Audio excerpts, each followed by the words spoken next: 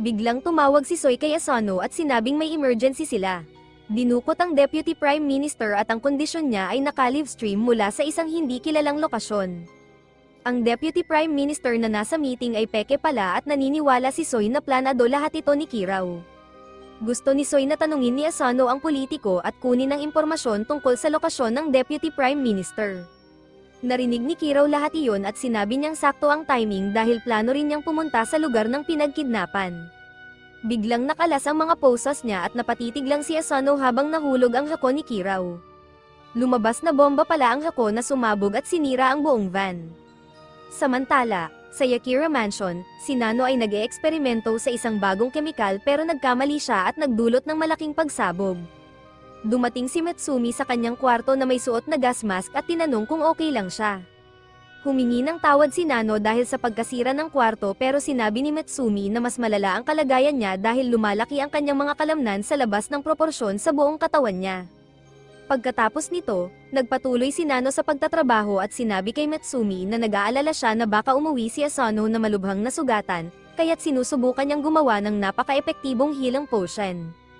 Tinanong niya si Mitsumi kung hindi ba siya nag-aalala para kay Asano at sumagot siya na nag-aalala rin siya.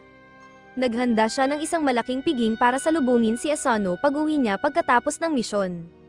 Naniniwala siya na kahit nasugatan si Asano matapos ang misyon, ang pagkain ng lahat ng ito ay agad siyang mapapagaling. Nais ni Nano na sumalungat pero sinabi ni Mitsumi na nagtataka siya kung ano ang ginagawa ng iba pang miyembro ng pamilya. Sinabi ni Nano na si Kengo ay gumagawa ng machine-washable face mask para kay Asano sakaling umuwi siya. Hindi makilala si Shin habang inaayos niya ang mga computer ng kanilang mga haters upang hindi magdulot ng kaguluhan sakaling may mangyari kay Asano. Labis na nag-aalala si Shinzo para kay Asano kaya hindi siya makalabas ng basurahan. Siya at si Fuda ay tahimik na nakaupo habang umiinom ng tsaa. Naniniwala si Fuda na walang dapat ipag-alala dahil kayang gawin ni Asano ang mga dapat gawin kapag kinakailangan. Si Heis ay kabaligtaran niya at umaasa lamang na magtapos ng masama ang bata. Ang lahat ng ito ay hindi nakapagpagaan ng loob ni Mitsumi at patuloy siyang nababahala para sa kanyang asawa. Samantala, sa lugar ng pagsabog, tinutulungan ni Asano ang sugatang driver sa paglayo mula sa apoy. Tumawag si Soy upang tanungin kung ayos lang siya, tiniyak ni Asano na hindi siya nasugatan at kahit naisalba pa niya ang driver, pero nakatakas si Kirau. Sumagot si Soy na hindi ito problema dahil inaasahan nila iyon. Ibinunyag niya na tinatago nila ang katotohanan tungkol sa pagkakakilanlan ni Kirau, hindi siya ordinaryong politiko kundi isang dating especially iya na naging alamat noong araw. Akala ng lahat na namatay siya 6 na taon na ang nakalipas pero nagsimula siya ng pangalawang karera bilang politiko. Kaya't sadyang maluwag ang seguridad sa paligid niya upang malaman nila kung ano ang plano niya. May GPS na nakakabit kay Kirau at sinabi ni Soy kay Asano na umuwi na dahil tapos na ang kanyang misyon. Samantala, tinanggal ni Kirau ang peering ng Deputy Prime Minister bago umupo sa tabi niya. Ang meeting na ito ay naka-livestream sa buong bansa, na nagdudulot ng kaguluhan sa media at publiko. Ito ang motibo ni Kirau mula pa sa simula. Sinabi ng minister na nabigo siya kay Kirau na akala niya ay isang dedikadong politiko kahit na may kakaibang mga gawain. Sinabi niya kay Kirau na ang paglahok sa ganitong teroristang aktibidad ay hindi magbabago sa sitwasyong politikal pabor sa kanya. Sinimulan ni Kirau na alisin ang kanyang disguise at nang alisin niya ang kanyang kakaibang salamin, nagsimulang manginig ang minister nang mapansin ang itim na mga mata ni Kirau. Sinabi ni Kirau na sigurado ang minister na napatay niya siya kaya hindi niya nakilala ang kanyang tunay na pagkakakilanlan kanina.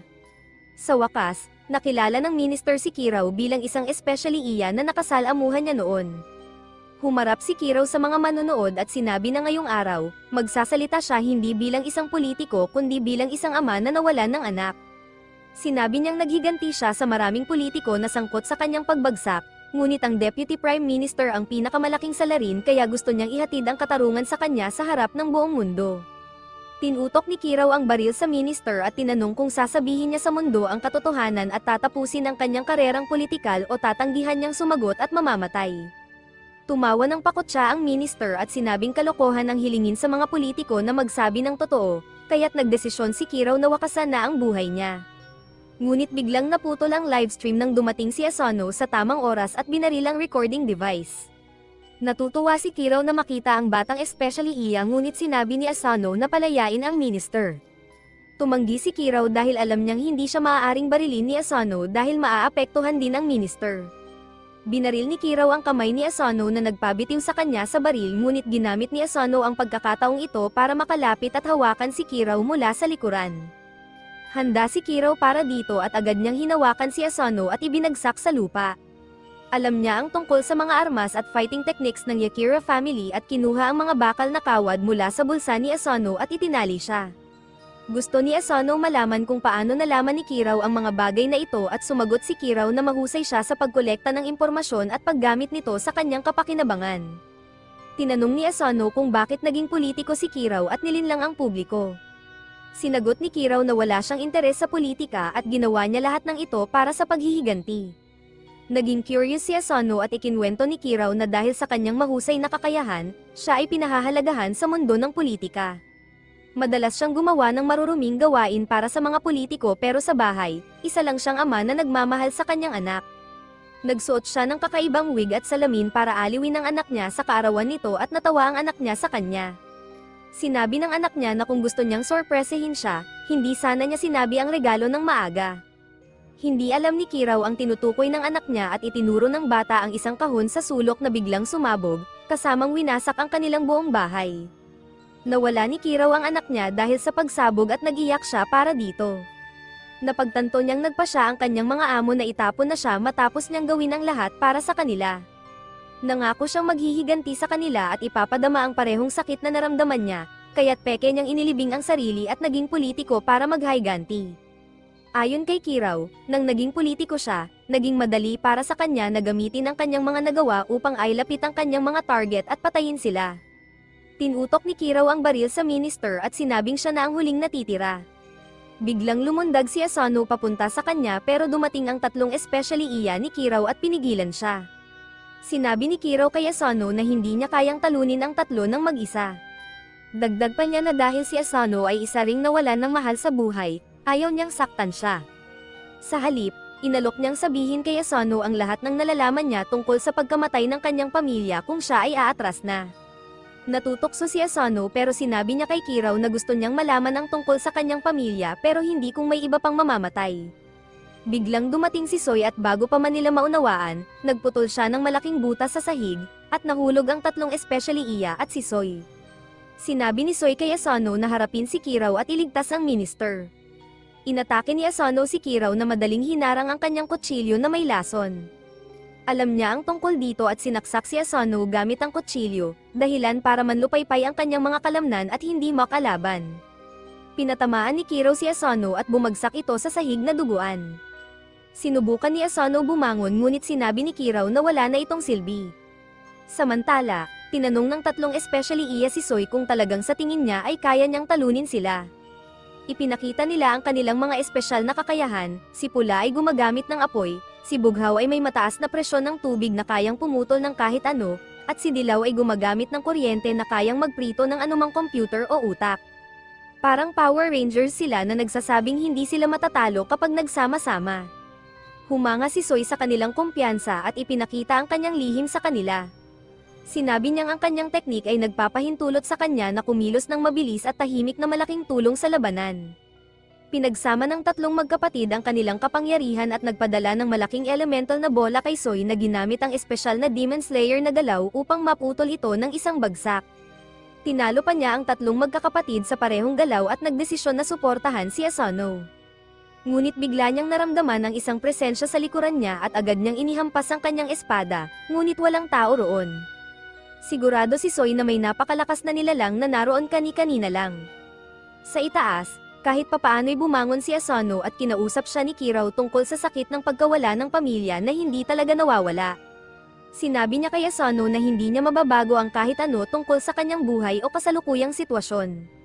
Inamin ni Asano na tama si Kiraw, ngunit naalala niya ang araw na nagbigay siya ng respeto sa libingan ng kanyang mga magulang kasama si Matsumi na nagdarasal sa tabi niya, na nagbigay sa kanya ng lakas. Sa isiping iyon, sumugod si Asano kay Kiraw na kampante dahil alam niya ang lahat ng mga teknik at armas na maaaring gamitin ni Asano. Ngunit bago pa man makareact si Kiraw, ginamit ni Asano ang tahimik na teknik ni Soy at lumitaw sa likod ni Kiraw. Nabigla si Kiraw at naisip kung paano nalaman ni Asano ang teknik na iyon. Ipinaliwanag ni Asano na binalaan na siya ni Soy tungkol sa panganib ng pakikipaglaban sa isang pro dahil alam nila ang lahat tungkol sa kanya. Ang pagkakaroon ng lahat ng kaalaman ay maaaring gamitin laban sa mga pro dahil nawawala ang kanilang kakayahang harapin ang hindi inaasahan.